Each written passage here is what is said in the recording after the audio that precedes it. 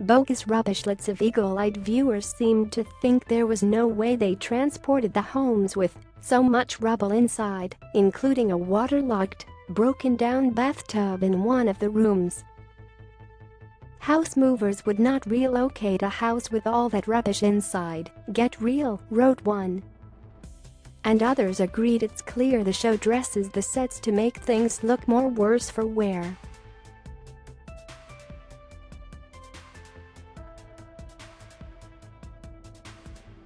But 9 sources insist the houses came as they are presented, and there was no sneaky set dressing to amp up the drama. Family furor. Some viewers slammed couples Rachel and Ryan, and Tom and Sarah Jane for leaving their young families, including their 1-year-old babies, to go on the block. "I'm always amazed at these contestants that abandon their kids," tweeted one viewer. Rachel, 36, admits it was a sacrifice, but one she was willing to make to help her family. "Our biggest weakness is how badly we miss our kids. That can take over at times," she says. Dial down the drama. Some are criticizing the reality show for once again focusing on the bust-ups rather than the build. "Wow, no time spent watching them complete their rooms? Must be shortening that to spend time on the drama," tweeted one viewer. But Rachel assures Women's Day it isn't true this time around. "I don't think any season of The Block will have more drama than the cheating scandal last year, and I think Australia is happy with that," she says.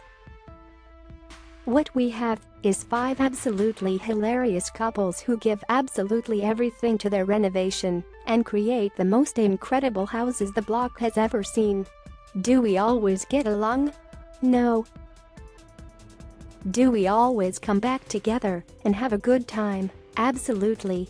Sarah Jane, 30, agrees that it's more hard slog than scandal this season. "Last year's drama dragged on," she says. "There's no cheating scandal this year, it's just fun hardworking people trying to give it a crack. It's a lot more feel-good and focuses more on the build, which I like." Watch Scotty came to build his own house on the block. Article continues. After video battler bluffing while Sarah Jane claims she and husband Tom are your average Aussie battlers, viewers aren't convinced. "They're all minted. What happened to giving a struggling couple a hand up? These guys don't need the money," snarked one watcher. "I wish The Block would just go back to having average Australians on there. I prefer seeing how life-changing this show is for people," added another. "Bring back more people who are doing it because they need the head start in life," agreed a fellow fan. But this year's blockheads insist that's exactly what they're there for.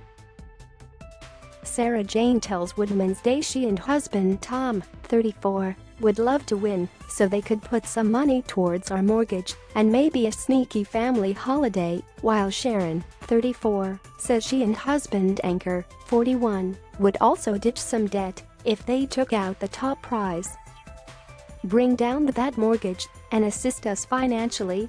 Help family and take some time off work and go on a long overdue holiday, even locally," she says of their plan if they score the big prize. Paid performers. Many fans are convinced that the Ellen Joel shocking walkout was just a production stunt. "Can't help wondering if this was somehow engineered by 9 because the promos have relied so heavily on it," said one viewer. Joel and Elle leaving was a plot agreed to by the producers. "Remember they gaslit us for 12 weeks with Tanya and Vito, and the producers knew all along," added another, referring to last season's cheating scandal. But a 9 source tells Women's Day that the drama wasn't manufactured. "The truth is we really wanted Joel and Elle to stay, but their minds were made up, they wanted out."